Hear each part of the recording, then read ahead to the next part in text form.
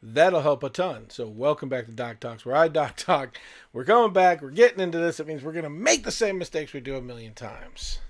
Hope everybody's doing good today, and it is good to be back doing this. Sorry about the lapse. There was a lot of stuff going on, and it just took a toll on me. So I literally was just non-connected to the internet, and I decided when I came back, we're going to try something new. So I went over to the Nerdworks YouTube and decided to do a live here, and realized that that gives us two schedules that we can work with at Nerdworks Media. So look for us advancing that in the future. Thank you guys for coming back. We are still in Season 1 with our series of Dungeons & Dragons. We are going through the classes. We're explaining what happens, what are the options per the books. And I said this before, there's a ton of other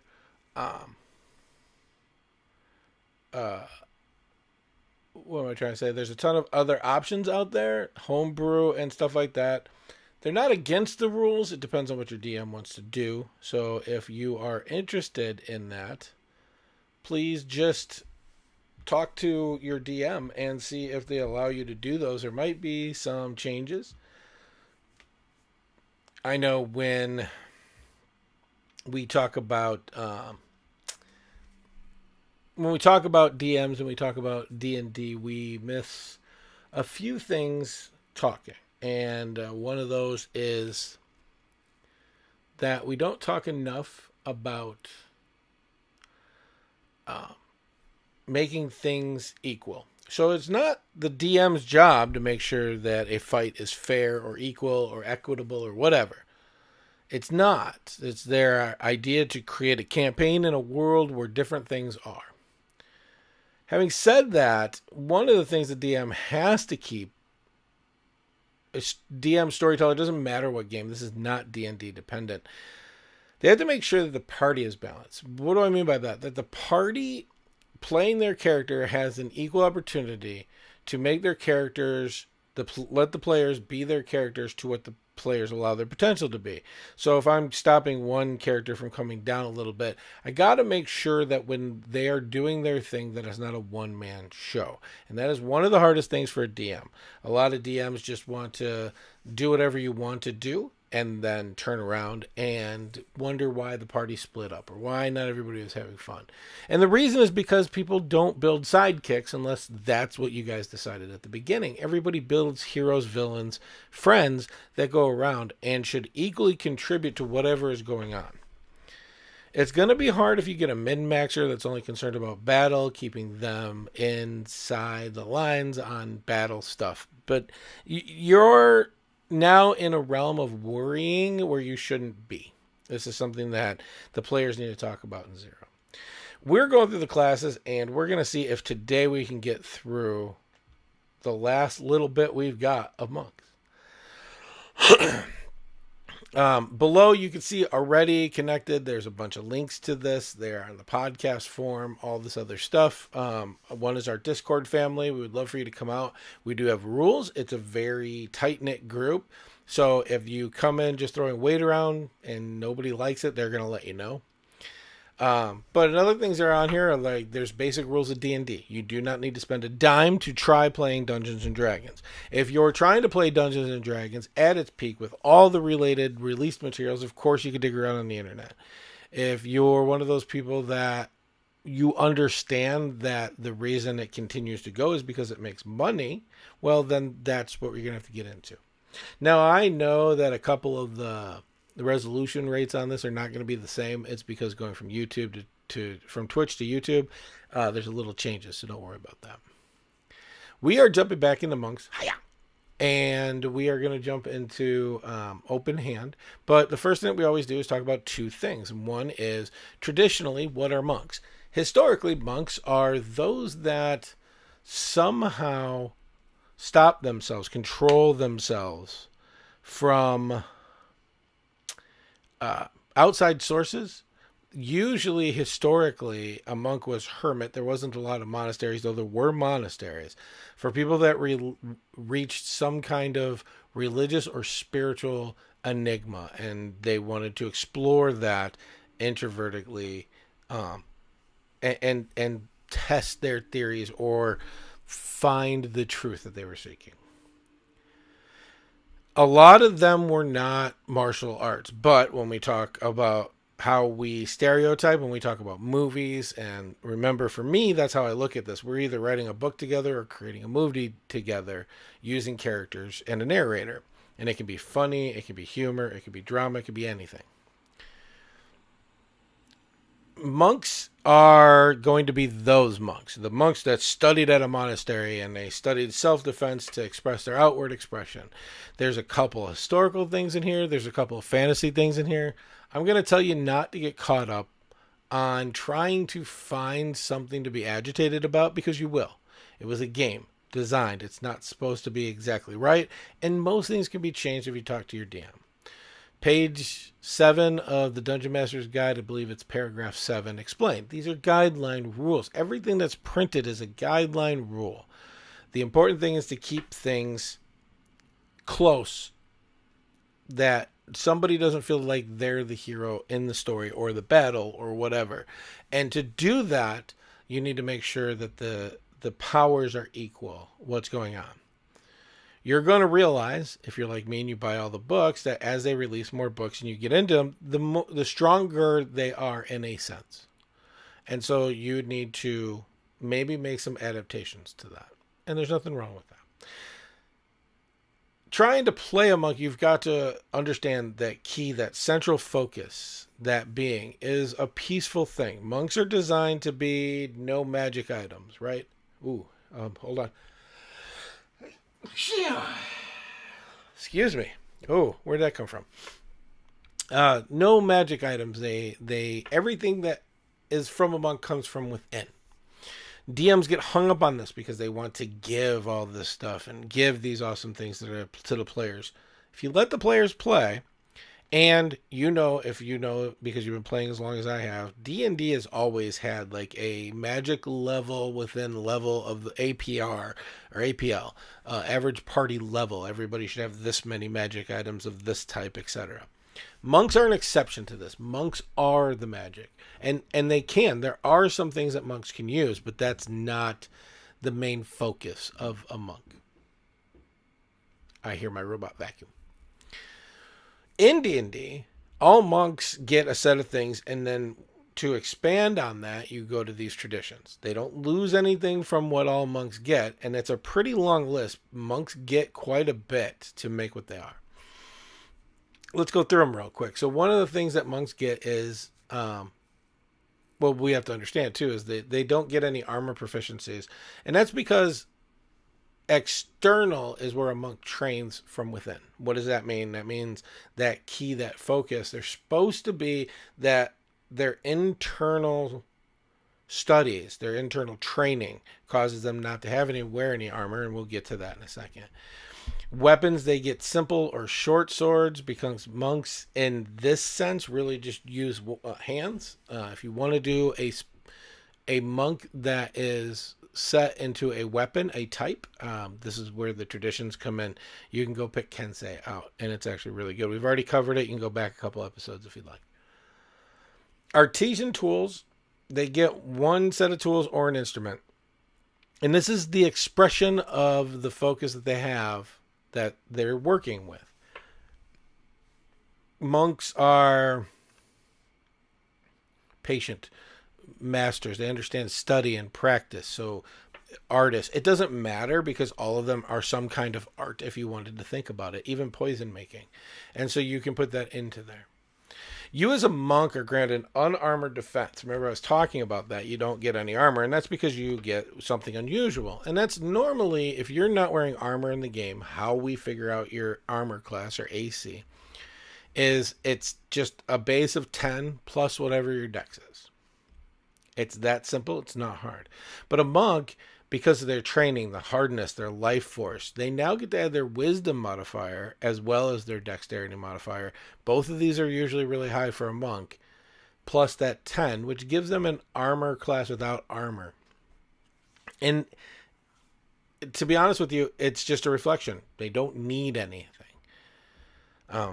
I have had people at my table that wanted to play monks but wanted to get all this stuff. They were worried about money and all this other thing. And so I had to sit down and be like, what is it you're trying to get? What are you trying to show with what you're doing with this? What kind of monk are you playing? And it's fine. I was just trying to understand it so that I can make the game better. We cannot hope that our DMs understand what we want, and we as DMs cannot hope that our players understand what we are trying to get across either. These are conversations, and we need to be adult enough to have them. You also gain something called martial arts. So unarmed strikes are usually 1 point that they hit plus your strength.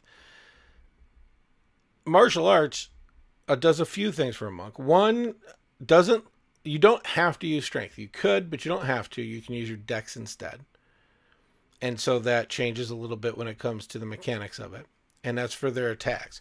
Their damage rolls are also now a dice in the martial arts column. If you go to the martial arts section, it'll tell you. And it starts off with 1d4. So it's not just 1 point anymore. Now it's 1d4 plus their dex. It's already right out the bat, not needing anything. You could play a naked character with this and be absolutely fine. But again, you use that D4 instead of that 1. You use dex. You can use dex or strength. It's up to you. At second level, you get. Oh, I'm sorry. I'm skipping stuff. When you attack, use your attack action with a monk. Whether unarmed or monk weapon is what it says, but that's that list of stuff that you're good with. Most people use quarterstaff. You can also make one armed distract as a bonus action. You don't have to pay anything. You don't have to do anything. This is right off the bat. Hit with one, punch with another. That's the end of your turn. It is taking up your bonus action, so you don't have any more bonus actions, but you start off with that. When we get to second level, we unlock that key ability, that thing that everybody wants. No matter what show you've ever seen a monk on, that key, that's what they were using. Whatever you thought was cool, that was what it was. Unless you thought it was cool just not to have armor. Or, a hit dice instead of 1 point. The save for a key is always the same. It's 8 plus your proficiency bonus, which goes up when you level up, plus your wisdom modifier, which if you don't have a max whiz right off the bat, you're going to go ahead and stack some in as you go. So you're going to have to pay attention to that every time you level up. You can use these points for a few things right off the bat at second level. One is Flurry of Blows. Immediately after using attack action, you can use your bonus action and spend a key point to make 2 unarmored attacks instead of 1 as your bonus action. Or you can take Patient Defense, which uses a key point to take the dodge action as a bonus action. And keeping in mind, you only have the 1 bonus action, so you have to make a decision what you want. Monks confuse people because they allow you to have a lot of options, and I think the assumption is that monks can just do all the options, and that's not it at all. Excuse me. And the last thing is Step of the Wind. You'd be able to spend a key point to use your bonus action to dash or disengage,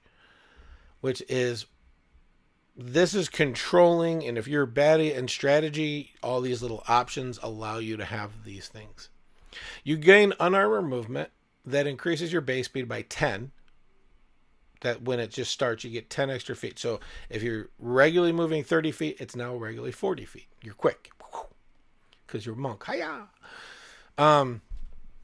Sorry, I get into it. And it goes up at certain levels. At 9th level with this, you can move. It adapts. Not only do you get the extra speed, but now you can run across vertical or liquid surfaces. So you can run across a wall or run across a creek. You can't finish your movement, so hopefully it's only 40 feet of movement. Because then now you're swimming, and then there's a whole other set of rules for that if you're in that or any other liquid that you're trying to run across. At third level, you finally choose that tradition. We're going to talk about the last of those. If you're interested in hearing this for the first time, go back to DocTalks. It's on podcast form, or you can go to YouTube, Nerdworks Media, and you can find them on there and watch or listen. And I explain those as we go. I think Mike actually did a set for me as well. At third level, you also gain deflect missiles. And now this is a big one that a lot of people want to play monks for, because it's going to use your reaction up. But if somebody shoots a missile at you that is not magical, you can deflect, or and I'll explain where I get that from. Your DM could do it differently. Talk to your DM. They could absolutely make magical missiles one of them. But the way the rules say is that a ranged weapon attack specifically, so a sling, a crossbow, a longbow, short bow, etc., or a thrown weapon, those are what are considered melee if they're ranged weapons attacks. If the ranged weapon attack hits you, so it's got to pass that first one before you do anything, the attacker rolls damage. Before you take the damage, you can actually use your reaction to deflect the missile. And you roll a d10, you add your dex and your monk level. Right away, average modifier for a key ability, meaning the specific ability for a class, which this one is dex, we'll say is 3. At third level, that's 6. You have a d10 up to 16 points of damage. If you do this, use your reaction, do all that stuff, and you reduce it to 0, you actually catch it. And then you can use, if you want, to use one key point to make a ranged attack of 20 feet up to 60 feet as a reaction as well. So know that you could use it as part of the same step. I understand that you're using your reaction. This is where it gets crazy. DMs, if it's in the rules, but you have to use a reaction to do it and you need another reaction, there's no rule for that. It implies that you can use this as part of the same reaction. At fourth level, you gain slow fall. You use your reaction. Again, you have to have the reaction to use this. Assuming you still have it, to reduce falling damage by 5 times your monk level, which at this point, at level 4, is 20 points of falling damage. Everybody that plays kind of has an idea of that if you've ever fallen, unless your DM doesn't care about falling damage, which is fine. Some DMs play it that you have to fall at least 10 feet to even get it, so you can subtract 10. Some say for every 10. The rules say for every 10, it's 1d6. So 20 points of damage. Even if you fell 40 feet, you might take 4 points if the DM rolls max on that. Because you don't have to roll. You get 20 points. And then each level is going to go up. And that is gross and awesome. And it's why DMs don't like it. I do as a DM because I like to watch people use their storytelling ability and their abilities to play a story and be different. And I love it. Fifth level, you get quicker. And you gain a second attack. So if you take the attack action on your turn, you get another second attack for free. This isn't going into your bonus action. So if you hit with a quarterstaff, you could hit with a quarterstaff again, and then go into your bonus actions, whether you use flurry of blows. And that goes up X amount of times as well. You gain a key ability that everybody loves at 5th level as well. That's Stunning Strike. Once you hit a target, you roll damage, and then you say you're going to spend a key point to make them roll a con save, or they're stunned until the end of your next round. It allows you to have this ability to stop somebody. They can't attack, but then everybody else is getting advantage attacks on them. It makes things wild. I know DMs don't like this. I love it. I love it a lot. Sometimes I adjust cons because I want it to be one of those, like, I want the roll when it fails to fail, but I also want them to have a good chance of success.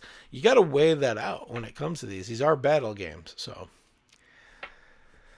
at 6th level, your inner study, you don't have to spend key points, but key is kind of the focus, that internal energy that makes you you, allows your attacks to be magical for overcoming resistances and immunities to magical attacks. So some monsters out there say that if the attack's not magical, it's immune or resistant to.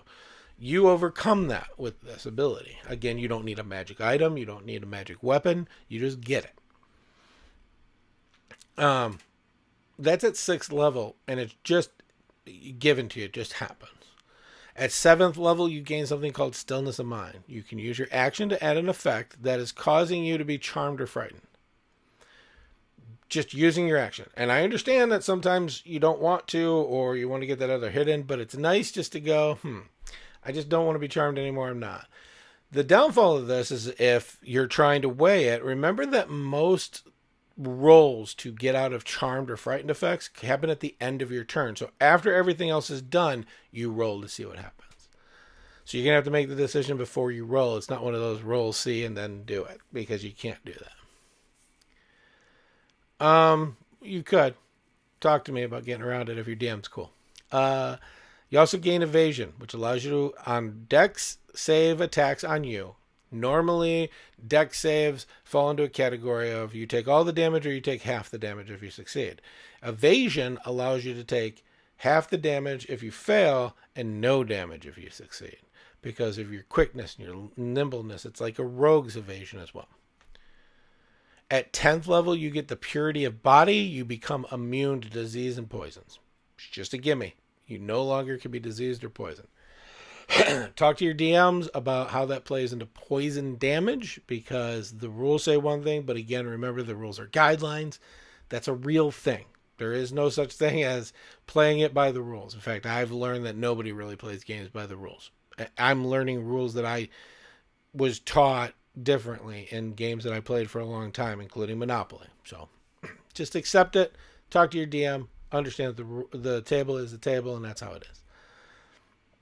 At 13th level, you gain a lot of my players' favorite things, which is Tongue of the Sun and the Moon. Basically, using your ki, not spending it, just having it, your studies, allow you to touch others' inner strength or their ki. And you can understand spoken language from them. They can understand language from you, as long as everybody speaks a language. You can't do this to something that doesn't have a language assigned.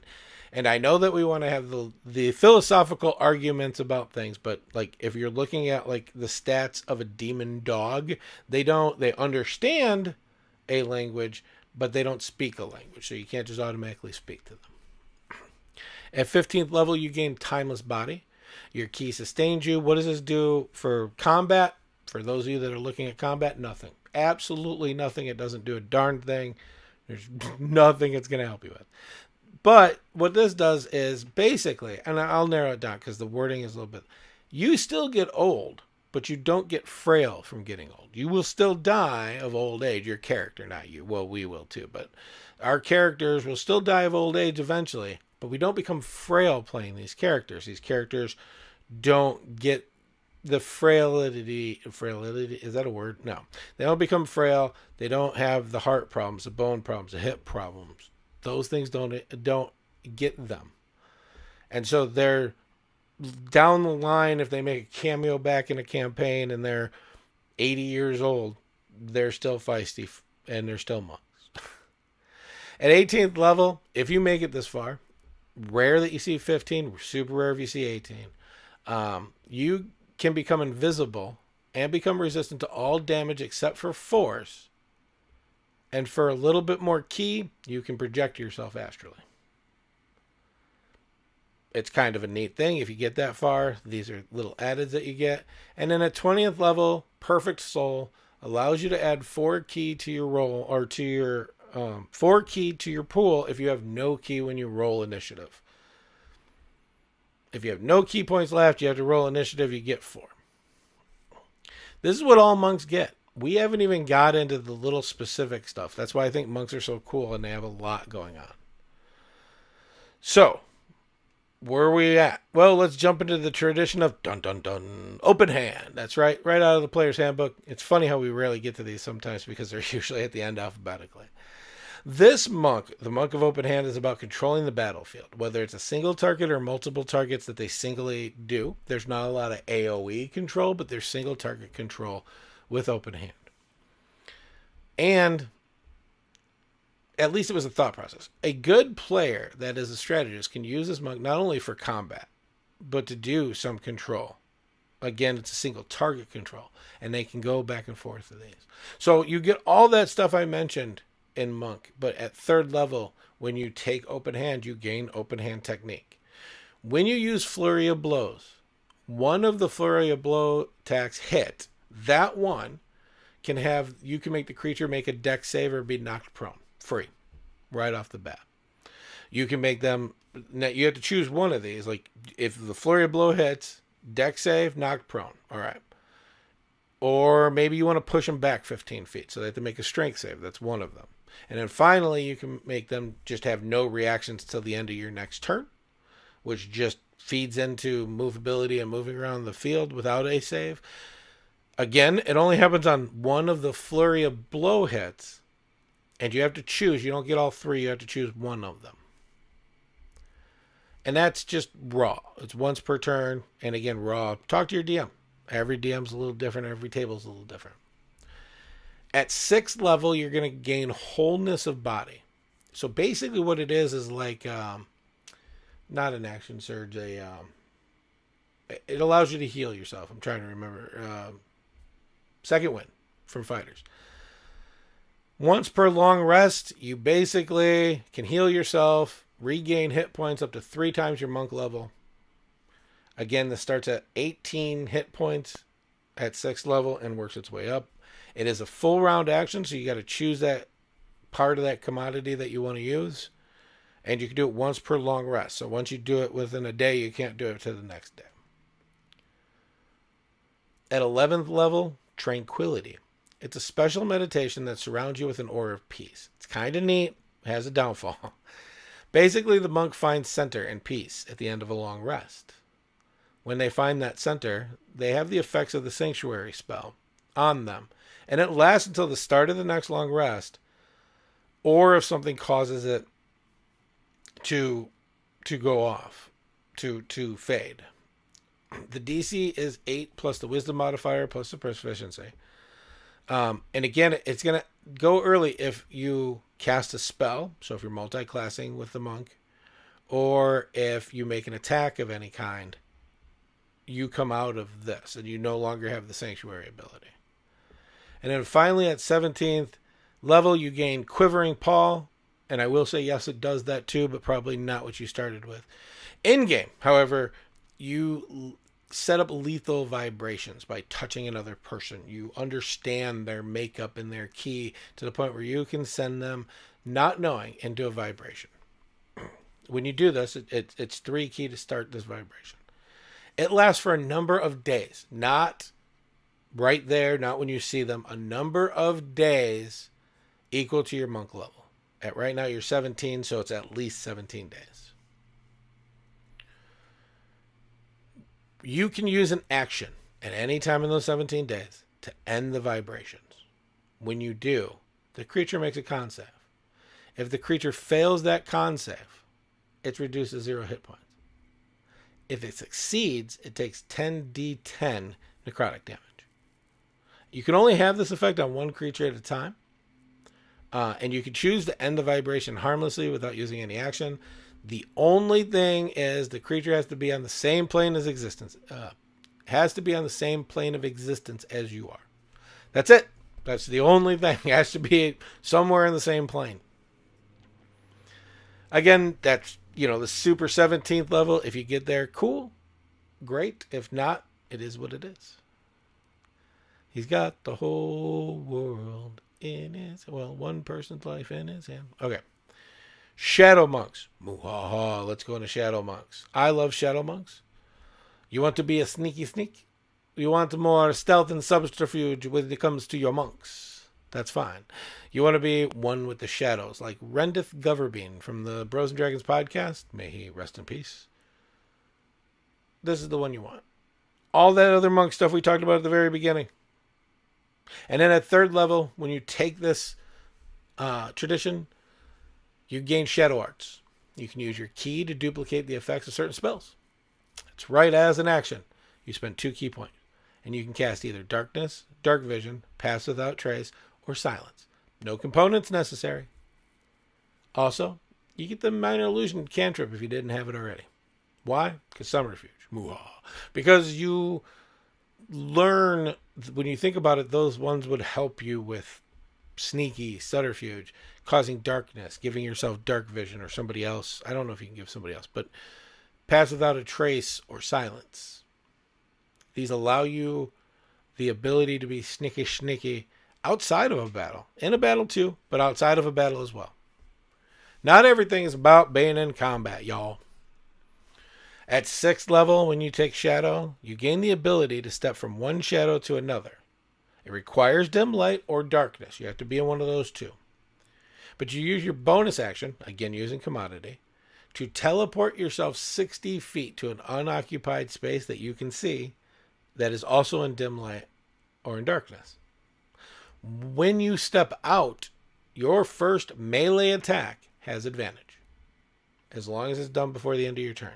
So if you use your bonus action to shift from one shadow to another, come out, move up to and strike a opponent, you get advantage as long as you haven't ended this turn. 11th level, Cloak of Shadow. You are one with Shadow, and Shadow is with you. Sorry, that's a different movie. And totally a different thing. When in dim light or darkness, you can use your action to become invisible at 11th level. This is crazy. You are invisible until you attack, cast a spell, or go into bright light. It is one of the things you have to stay in shadow for this. Or bright light comes on to you. Kind of a neat little thing, especially at 11th level. Just a little free invisibility there. Finally, at 17th level, you become what they call opportunist. You exploit momentary distractions. And how it's put out is when somebody else makes an attack at a creature that's 5 feet from you, you can use your reaction, if you still have it, to make a free melee attack. Right at them. It's that simple. Oh, you hit? Bam, I hit. Now, you only get one reaction, unless you have a way of doing extra reactions. I know that I was watching a show where the DM created a little extra thing where they could spend ki to get more reactions. It's possible. It's a DM's game, DM's world, especially if they're making a brand new world. And they can add things to it. Our last monk, and I can't believe we finally got here. Our final monk is Way of the Sun Soul. Your life is divine or solar energy. You can sear and burn, create light, just with your ki, your enter training. The rogue doesn't like it, but we don't care because they're just trying to get their sneak attack. We can be the embodiment of the sun. Starting at 3rd level, you get something called Radiant Sunbolt. Is what it sounds like. When you attack with your action, you make a ranged attack instead of a regular attack. You're still going to use your melee for this, and it's an unarmed strike transferred to this. It's dex based. You have proficiency. A ranged bolt of searing radiant energy goes to a target. You do not have to use this on just the attack, by the way.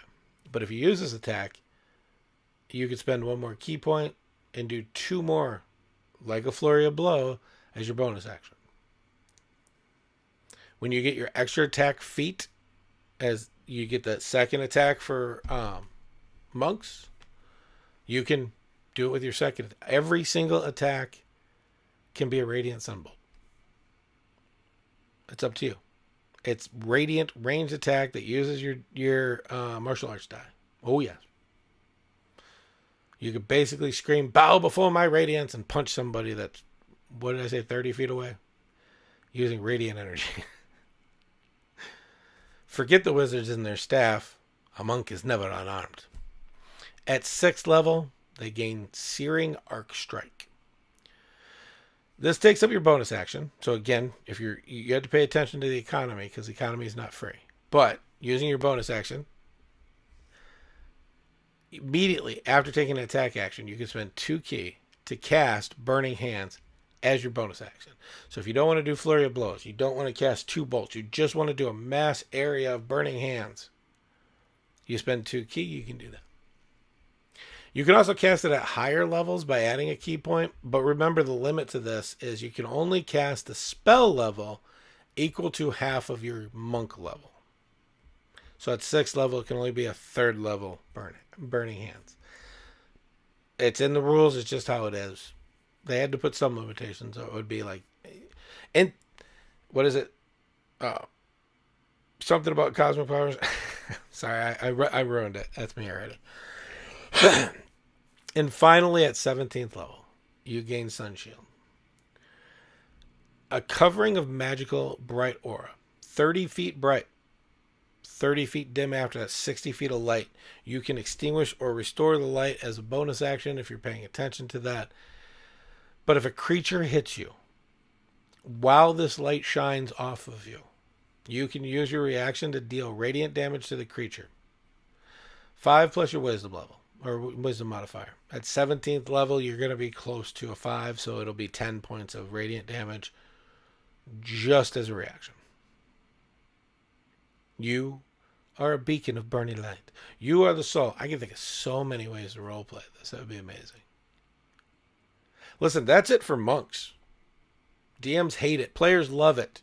I, as a DM, do not hate it.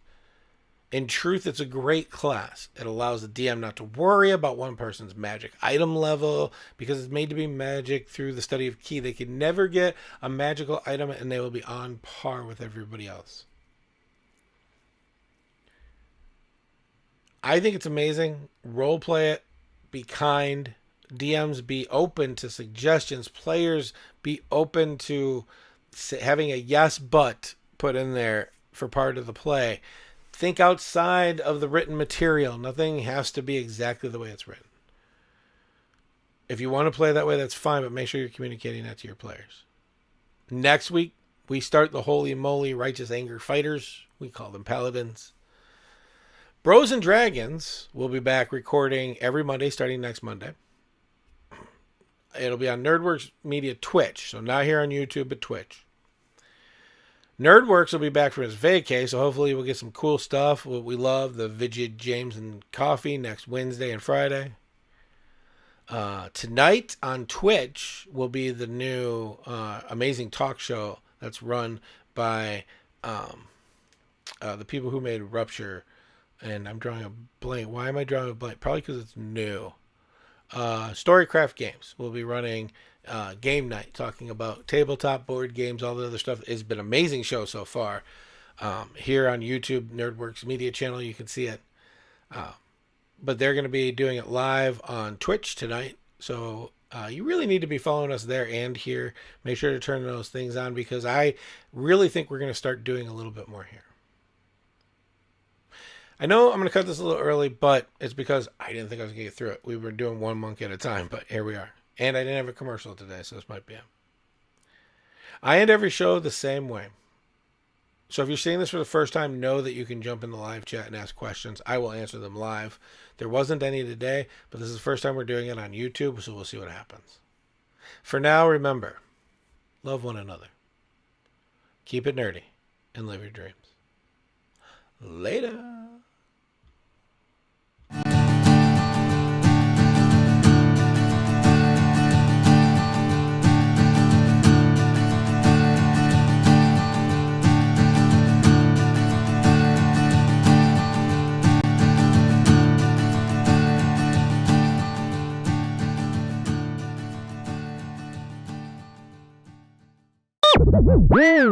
This has been a Nerdworks production.